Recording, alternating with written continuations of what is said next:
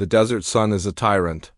It rules the vast, empty quarters of Saudi Arabia with an unforgiving hand, bleaching the land of color and life, silencing the world beneath its scorching gaze. For millennia, it guarded one of the most profound archaeological secrets on Earth. This is not the story of the pyramids, or of Stonehenge, but of something older, vaster, and in many ways more mysterious. This is the story of the mastodons. Imagine, if you will, a landscape of rust-red sandstone and golden sand, a sea of stillness broken only by the whisper of the wind.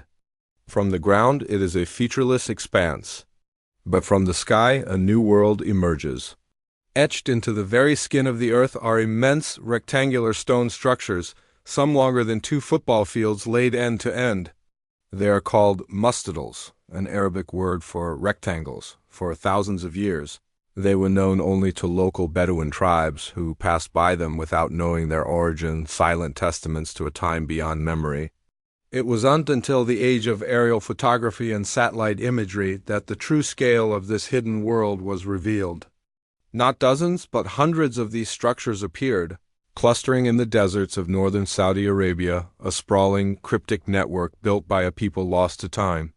Who were these ancient architects? What drove them to undertake such a monumental task in this harsh, unforgiving land? The mystery lay dormant, waiting for a key. That key began to turn in 2018, when a team of international archaeologists, led by researchers from the University of Western Australia, pushed open the heavy door of the past. They focused their efforts on a mastodon located in the Alula region. On the surface, it seemed simple, low stone walls outlining a long, narrow courtyard with a distinctive head at one end and entranceways along the sides.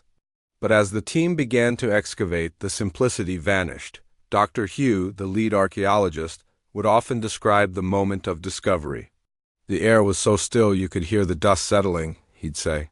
We were working in the central chamber, this head of the mastodon, brushing away millennia of sand and gravel. Then one of my students let out a sharp gasp. His trowel had struck not loose rock, but a single, perfectly placed, upright stone. As we cleared around it, we realized it was the centerpiece of an entire ritual. What they had found was a Batilla sacred standing stone.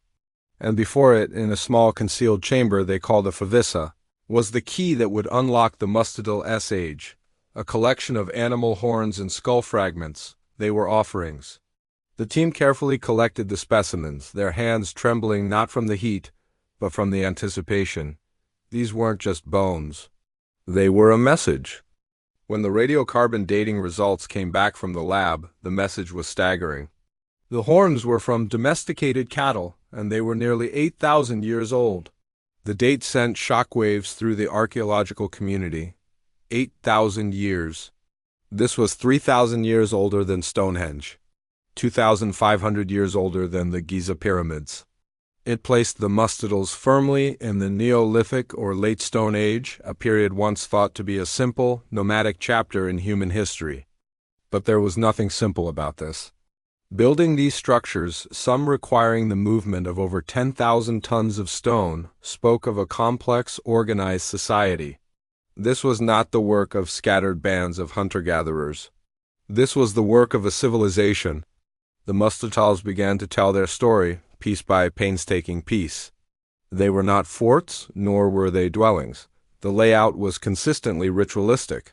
People would enter through narrow gateways, funneled into a long, processional pathway that led to the central chamber. The journey itself was part of the ceremony, a slow, deliberate walk through the open courtyard, building anticipation, leading to the sacred heart of the structure where the Batil stood. This was a place of pilgrimage. But why here? Why in this hyper-arid desert? The answer lay hidden in the climate data locked in ancient lakebed sediments and cave stalactites. 8,000 years ago, this was not a desert. This was the Green Arabia period. The tyrant sun was held at bay by a kinder climate. The landscape was a rolling savanna, dotted with acacia trees and watered by seasonal rains. Herds of gazelle, oryx, and wild cattle roamed freely. This was a land of plenty.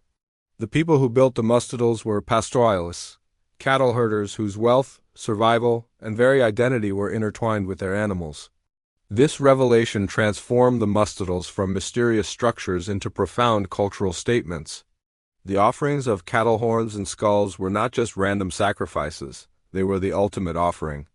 They were giving back the symbol of their life, their wealth, their social status, to the powers that granted it. "Think of it," an archaeologist on the team explained, her voice filled with awe.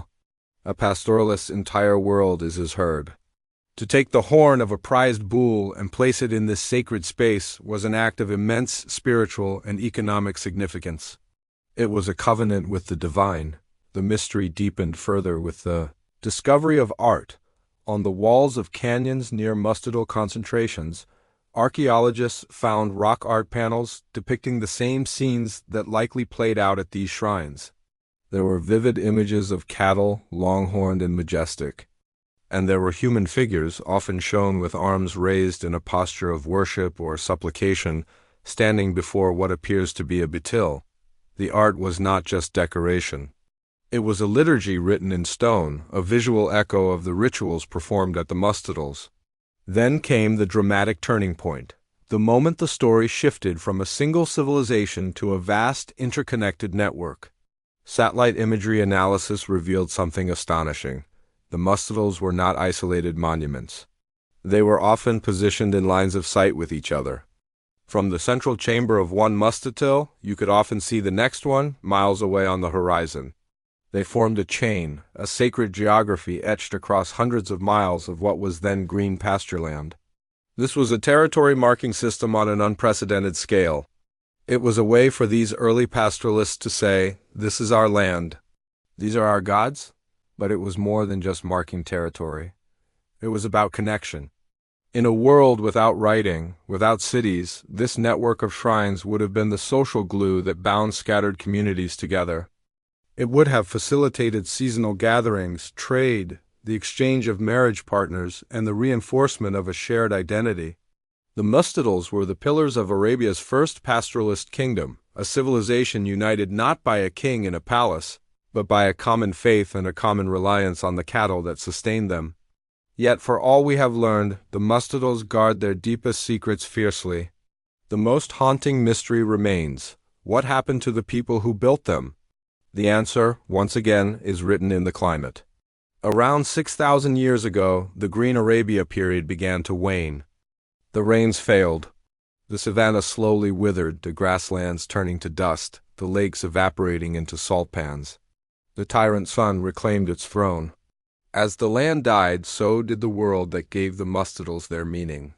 A society built around cattle herding could not survive in a desert. The people were faced with a brutal choice: migrate or perish. Some likely moved south, towards the mountains of Yemen or the fertile crescent of Mesopotamia, their stories and traditions dissolving into new cultures. Others may have adapted, turning to the camel, the ship of the desert, but their grand communal rituals became a memory. The mastodons were abandoned to the encroaching sand. The wind scoured their walls. The sun baked them silent. Over centuries, then millennia, the knowledge of who built them and why faded into myth, then into nothingness. They became just strange, ancient rectangles in the desert, their purpose a forgotten whisper on the wind. The powerful conclusion we are left with is one that reshapes our understanding of human history. The cradle of civilization was not confined to the Nile, the Tigris, and Euphrates. Here, in the heart of what is now one of the world's most arid regions, a sophisticated and complex society flourished at the dawn of the Neolithic era. They possessed a spiritual worldview complex enough to organize the construction of hundreds of monumental structures. They had the social organization to coordinate labor across vast distances. They expressed their beliefs in a stunning, large-scale art form. The mastodons stand as a monumental lesson in humility and a stark warning. They are a testament to human ingenuity and our deep-seated need to connect with something greater than ourselves. But they are also a ghostly reminder of the power of climate. They show us that civilizations are not permanent. They can rise to breathtaking heights, and they can be utterly undone by a shift in the rain. Today, as archaeologists continue to peel back the layers of sand and time, Each new discovery adds another piece to this 8,000-year-old puzzle. The stones do not speak with words, but their silence is now a roaring narrative of a lost world, a green paradise, and a people who looked upon their thriving land and felt a need to build monuments to their gods, leaving behind a mystery in the desert that is only now beginning to be understood.